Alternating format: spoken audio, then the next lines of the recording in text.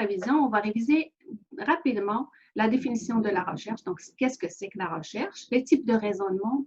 Parce que si vous suivez ma chaîne, je base la présentation de la recherche toujours sur le raisonnement, parce que ça aide à comprendre et à situer les recherches. Donc, je vais vous faire une petite révision si jamais vous ne suivez pas les cours de la chaîne.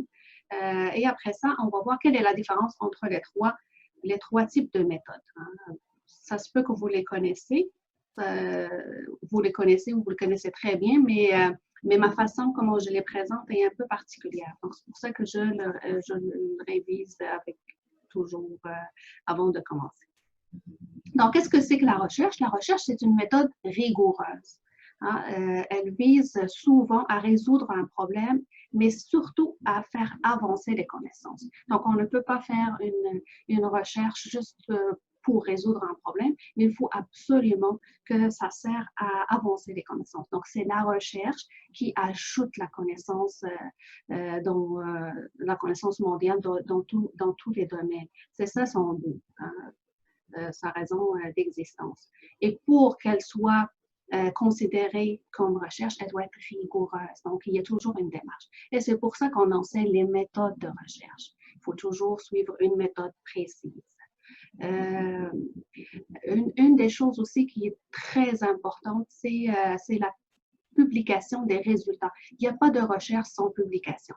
On dit qu'elle sert à avancer les connaissances. Ben, il faut annoncer ces connaissances-là. On ne peut pas les laisser quelque part, mais il faut les partager avec le monde. Donc, ça, c'est la recherche. Juste pour distinguer la recherche de toute autre démarche, parce que les démarches, ils existent. Mais une démarche rigoureuse selon des types, des méthodes, c'est ça la recherche scientifique. Ça, c'est une petite révision de la recherche en général. Mais là, la recherche, elle peut suivre un raisonnement. Il peut être inductif ou déductif. Qu'est-ce que c'est que inductif? Inductif, c'est que quand on regarde les données, on regarde le terrain, la réalité, quelque part, on parle d'un lieu ou d'une personne, on les regarde, puis on génère une théorie. Donc, à partir de la réalité, générer une théorie, ça s'appelle induction. Puis, si on a une théorie, mais là, on veut l'appliquer. On veut aller expliquer aux gens, puis les observer. Ça s'appelle la déduction. Et on va voir dans la distinction des trois grandes méthodes. Si vous savez, il y a trois grandes méthodes. Si tu veux faire ta recherche, elle peut être quantitative, qualitative ou mixte. Les trois grandes méthodes reconnues. Il y a toujours un raisonnement derrière ces méthodes-là. La méthode quantitative, elle a un raisonnement déductif. Elle ne peut pas être inductive. La recherche qualitative, elle a un raisonnement inductif. Elle ne peut pas être déductive. Elle ne peut pas être. Les chercheurs ne l'acceptent pas parce que c'est à l'opposé de leur croyance. Mais la recherche mixte, qu'est-ce qu'elle a? C'est qu'elle adopte les deux raisonnements. Ça d'une part. Donc, comment je distingue les trois méthodes? C'est à partir du raisonnement. Mais on peut aussi distinguer les recherches selon les données. La recherche quantitative, elle a des données quantitatives, chiffrées, numériques. La recherche qualitative, elle a des données plutôt narratifs, des textes, des mots. Alors que la recherche mixte, qu'est-ce qu'elle fait? C'est qu'elle utilise et les données chiffrées et les données narratives, donc qualitatives et quantitatives. Donc, une recherche mixte, elle a les deux. Si elle a juste on va douter entre qualitatif ou selon les données. Donc, mix, c'est vraiment quand il y a le mixage. Donc, c'est comme ça que moi, je les distingue. Est-ce que vous avez des questions pour le moment? Pour moi, non. Non.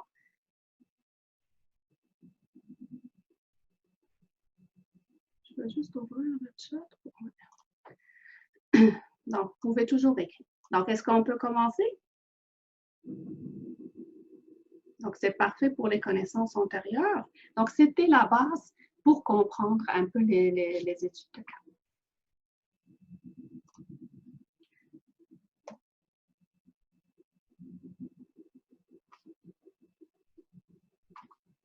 Je vais juste arrêter, puis je recommence. Donc, parce qu'à un moment donné, il a bugué, c'est pour ça. OK, c'est parfait. Donc, je vais encore une fois partager avec vous la présentation. Et là, ça va être le contenu. Donc, qu'est-ce que l'étude de cas?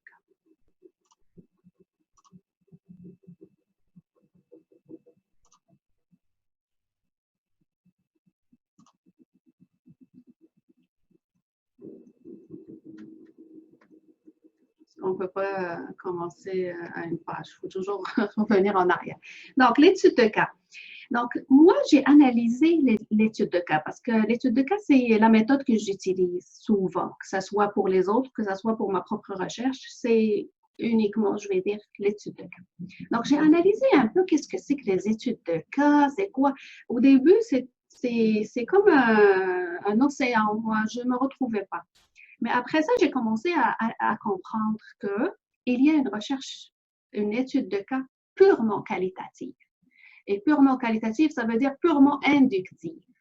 Alors que d'autres chercheurs disent qu'il y a l'étude de cas quantitative. Tout, presque, il y en a beaucoup qui parlent de l'étude de cas quantitative. Mais quand ils parlent de l'étude de cas quantitative, moi, je me pose la question, est-ce que c'est vrai quantitatif ou c'est plutôt, c'est pour ça que j'ai mis mix point d'interrogation. Donc, on va essayer de résoudre cette énigme-là pour voir est-ce que l'étude de cas, oui, qualitative, purement qualitative, elle existe, mais quantitative, est-ce qu'elle n'est pas autre chose que quantitative? Donc, l'étude de cas qualitative, si vous voulez la connaître, je vais vous donner la référence dans l'étude de cas qualitative. Mais Fortin, qu'est-ce qu'elle dit? Elle dit qu'une étude de cas, puis vous allez voir que toutes les études de cas ont un point commun. Mais l'étude de cas qualitative, qu'est-ce qu'elle fait? Elle examine une entité dans son contexte, que ce soit une personne, une organisation, une école, un hôpital, une organisation. Donc, c'est comme un cas. Et elle permet de comprendre le problème dans son contexte. Hein. Qu'est-ce qu'elle utilise? Elle utilise, puisqu'elle est qualitative. D'ailleurs, ça, c'est mon astuce. Pour ne pas se tromper, quand on dit qualitatif, toujours c'est l'induction et c'est les données qualitatives pour faire émerger les résultats. Ils se ressemblent tous. Donc, la particularité de l'étude de cas, c'est qu'elle s'intéresse à un cas. Par rapport à, par exemple, le devis phénoménologique, c'est plutôt un phénomène. Mais l'étude de cas, c'est un cas réel, quelqu'un. On va dire les enseignants de l'école primaire dans un milieu rural. Ça, c'est un cas. Et pour collecter les données, c'est souvent les entrevues semi-dirigées où il y a des questions ouvertes. Des fois, c'est l'observation aussi. Mais quand on arrive à l'analyse, ça, c'est l'océan qui partage les deux mondes, qualitatif et quantitatif, c'est qu'il faut arriver à l'interprétation. Donc, l'interprétation des données. Et je vous invite à aller voir mes cours sur la chaîne en arabe qui expliquent c'est quoi l'interprétation. Donc là, quand on parle de l'étude de cas qualitative, c'est Myriam qui est très connue. Voilà ces deux livres, ils sont en anglais.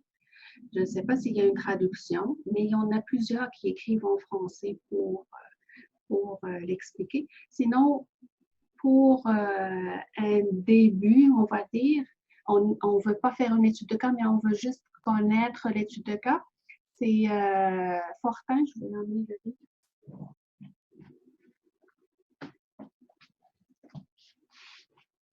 Donc, en français, c'est Fortin. Puis Fortin, elle présente toutes les recherches, toutes les méthodes, que ce soit qualitatives ou quantitatives. Donc, vous allez trouver ici et l'étude de cas qualitative et l'étude de cas quantitative. Mais là, le point que je vais aborder, c'est pour le quantitatif. Vous allez voir que j'ai une autre vision. Je ne suis pas très d'accord avec Fortin à ce point. Donc, Myriam, c'est quoi sa méthode? C'est une méthode très, on dirait très rigoureuse. Lorsqu'on prend son livre, on le suit, puis on a une recherche qualitative, étude de cas. c'est une très bonne méthode. Moi, je ne l'ai pas utilisée, mais à un moment donné, je voulais l'utiliser, mais ça n'a pas marché. Donc, là, la collecte de données, c'est l'entrevue semi-dirigée, puis elle va expliquer comment, elle donne vraiment toutes les informations, hein, comment on peut aller chercher les informations.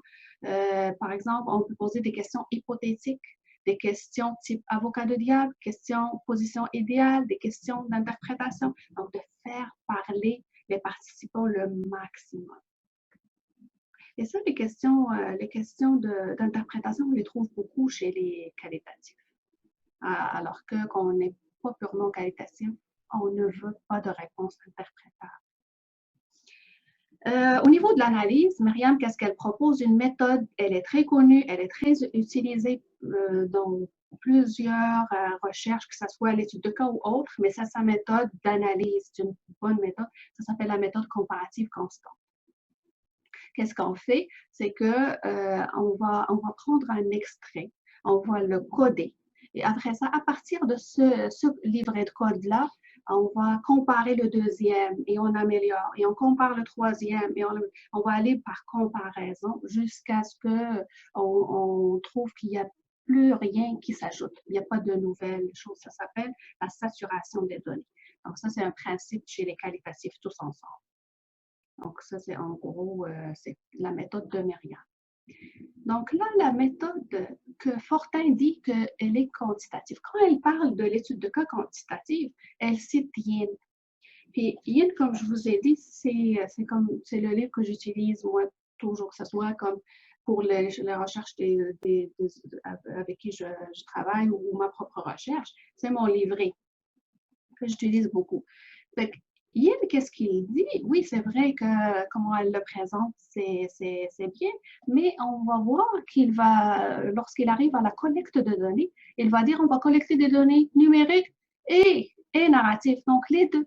Et il nous amène à coder. Donc, on voit un peu du qualitatif dedans. Donc, est-ce que ce n'est pas plutôt une étude de cas mixte? On se pose la question, mais on ne peut pas affirmer. Pourquoi? Parce que, et puis c'est ça, donc je vous mets ici, donc la version, moi c'est l'ancienne version, puis je l'adore, même si je regarde un peu la nouvelle version, donc c'est la même hein, que vous voyez ici, même si je consulte le nouveau, mais j'ai toujours une préférence pour l'ancien.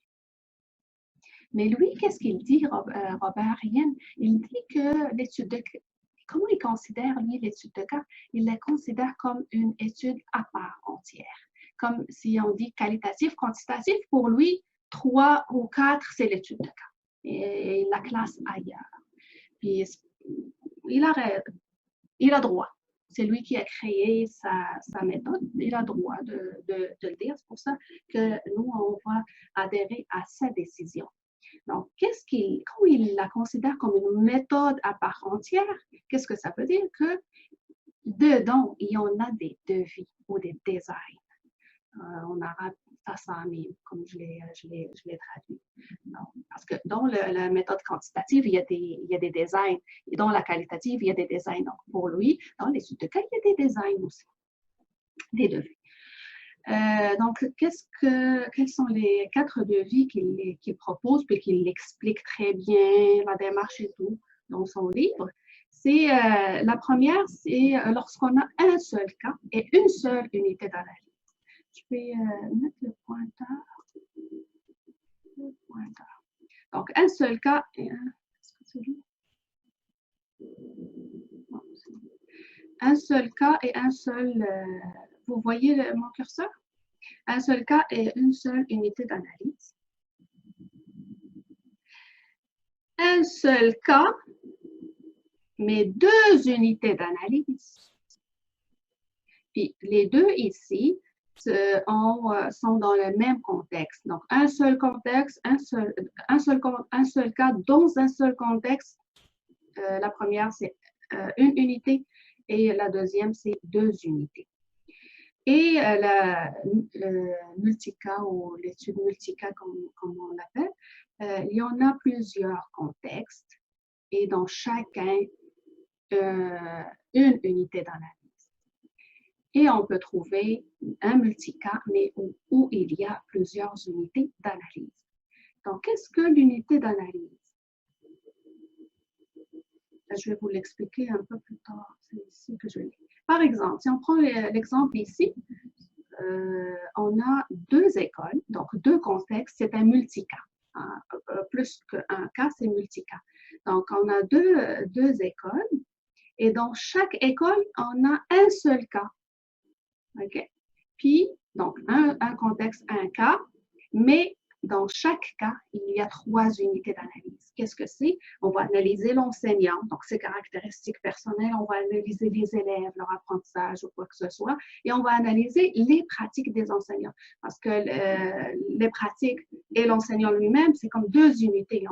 On va les analyser, on va les séparer, donc deux unités, et on va faire la même chose dans l'autre cas. Et comme ça, on a deux études de cas qu'on peut comparer si on veut, mais lui, il propose une analyse qui, à la fin, les résultats, c'est selon les deux cas et pas la comparaison entre les deux cas. Donc, quelle est cette méthode-là de Yin que certains considèrent comme quantitative, mais elle adopte ou elle utilise aussi des données qualitatives? C'est que ce qui est important pour lui, puis c'est là qu'on va voir le raisonnement déductif, c'est que d'abord, il faut faire un cadre théorique. Et à partir du cadre théorique, c'est là qu'on va se poser les questions, les objectifs, et on va aller donc effectivement, Fortin, elle a raison quand elle l'a mis dans le quantitatif. Donc, c'est un raisonnement déductif. Mais une fois qu'on arrive à la collecte des données qualitatives, qu'est-ce qu'on fait avec? Donc, les qualitatifs, c'est lui qui te donne l'information. C'est là qu'on va voir un raisonnement inductif minime, oui, mais il est là. Donc, après ça, il faut recruter les participants par choix raisonné pour répondre à notre objectif. On va collecter des données, on va les analyser, on peut utiliser la statistique descriptive, statistique inférentielle même, et après ça, donc, il faut répondre à notre question. Donc, c'est de là que j'ai eu une réflexion que je partage avec vous maintenant, c'est que lorsque la recherche qualitative a émergé, plusieurs chercheurs, puis ils existent jusqu'à aujourd'hui, des chercheurs quantitatifs, hein, des psychologues surtout, le domaine où il y a beaucoup de quantitatifs. Ils continuent à le dire jusqu'à aujourd'hui, mais le qualitatif, il n'est pas nouveau. Hein, on a déjà des données qualitatives. On les connaît, les données qualitatives, comme catégorielles et tout dans les statistiques. C'est des données, c'est pas vrai numérique. Donc, ils le disent, puis ils continuent à le dire jusqu'à aujourd'hui, c'est pas nouveau. Moi, qu'est-ce que je pense? Je pense que c'est ça, c'est l'étude de cas, parce qu'elle est très vieille, l'étude de cas. Donc, c'est elle qui donne l'impression que le qualitatif existait déjà. Mais quand on analyse bien le qualitatif, c'est de l'induction et rien que l'induction, c'est là qu'on se comprend. Donc, c'est comme la différence, la plus grande différence, c'est dans le raisonnement où on n'accepte aucune déduction à un moment donné. Donc, ça, c'est ma réflexion. Donc, que l'étude de cas, elle tolère des données qualitatives depuis longtemps. Puis, la deuxième des choses, c'est que l'étude de cas, elle exige qu'on analyse le contexte. Tous les autres types d'études, ils n'exigent pas qu'on ait le contexte.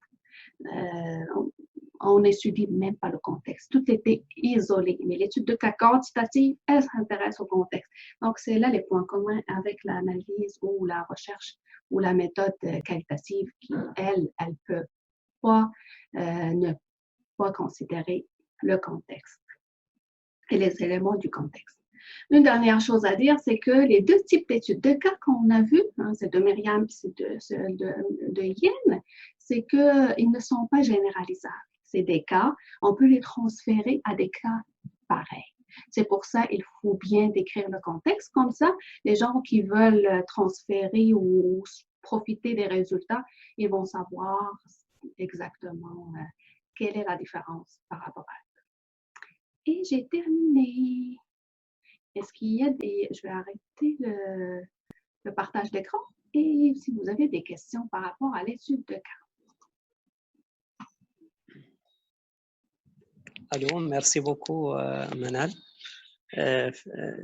J'espère qu'il y aura une séance pour comment analyser ça statiquement avec SPSS ou d'autres logiciels qui analysent le quantitatif et le qualitatif. Donc,